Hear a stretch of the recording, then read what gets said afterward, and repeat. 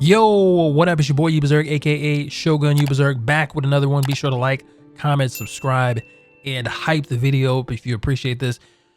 You know, I try to make these videos when we find a banger video game, a hidden gem, or it's a discussion piece. This one is a banger. You can thank me later. You can thank me later. So when I wishlisted this game before, it was named Crosswind. And the premise for this game was it was supposed to be an online MMO pirate game. So like everybody, I go back to try to find the game that I wishlisted years ago, and they have renamed it. It's now Windrose, and they've moved away from the online MMO aspect, and they kind of shipped it to a open world survival crafting, kind of along the likes of Enshrouded. So right now, the ways that you can play the game are either solo or you can host a server, which I think right now, if I'm not mistaken, just let me know in the comment section below. I think you can host a server with 4 people, and that is simply not enough for me. And that's why I was kind of leaning a little bit more towards wanting it to be an MMO. But who knows if they get enough money and this game is successful. It's already pretty successful right now. I mean, this thing's got some meat on its bones. If it gets more successful, maybe they make an online version of it.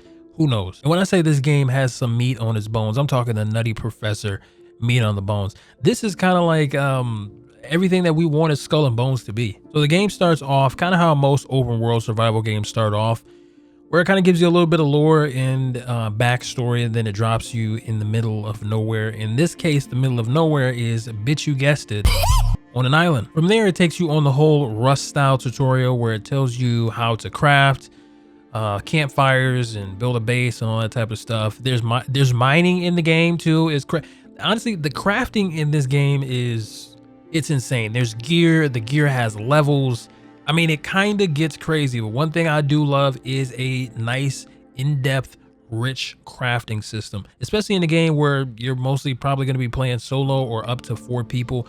You need some things to do. You need to have a lot of content. But it makes sense because once you get your little rinky-dink boat and you set off to complete more missions, the monsters in these other areas are just going to get harder. So you're going to have to craft stronger weapons, stronger armor or clothes, and you're going to have to build your skill tree and your stats to help you survive. And about that small, tiny ship that you get in the beginning, you're not going to be in a tiny ship forever because it's going to upgrade into a big, massive ship, which you're going to be able to customize, name.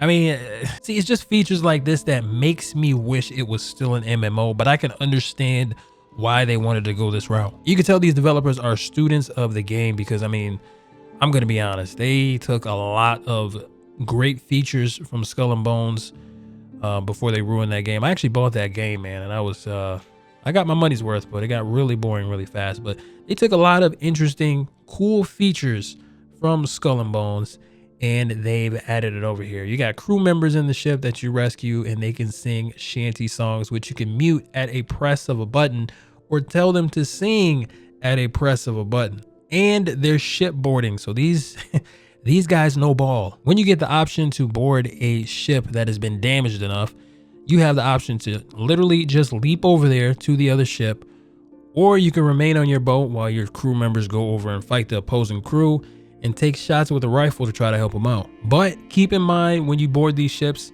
along with the combat level of the ship, the members on board are going to have specific combat levels as well. So it can get pretty dicey in those close quarter spaces. Not gonna lie though, this does have the naval combat though of Skull and Bones, which could be good or bad depending on if you play this with the homies. Right now they have it set up to where if you invite somebody, they can't really man the cannons or get inside the crow's nest or do cool things like that. They can board other ships, but essentially they're pretty much useless when they're on your boat with you. I think there should be groups or guilds that you can form to make party activities a little bit more easier, but I think they have enough time and dedication to pull this off. I mean, hell, they've already given us more than what we've got out of Skull and Bones, but just in the Enshrouded format. I mean, graphically, this thing looks beautiful, and the base customization and base building looks good, along with the terraforming that's in this as well. I was able to dig up buried treasure, and at the same time, I was able to dig a hole in the island I was on until I seen the ocean. And I'm not so sure how I feel about the combat so far. I mean, it is kind of like Souls-like, Bloodborne-esque, but it just doesn't have an auto lock feature, and that kind of throws me off pressing a button to engage. So I mean, it's decent, it's passable, and the character customization as well, like, it's okay. It's not a lot that you can do with it.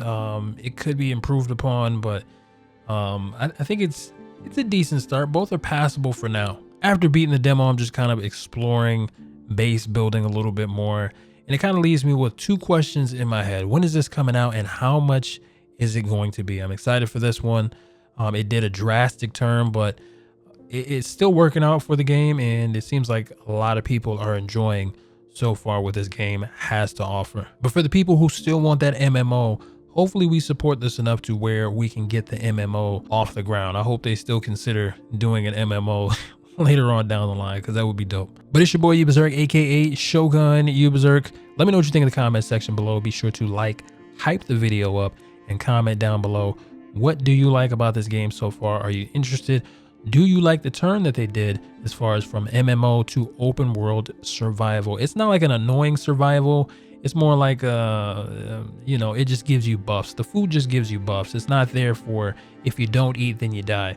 And be sure to check out this video right here because YouTube thinks you'll like it.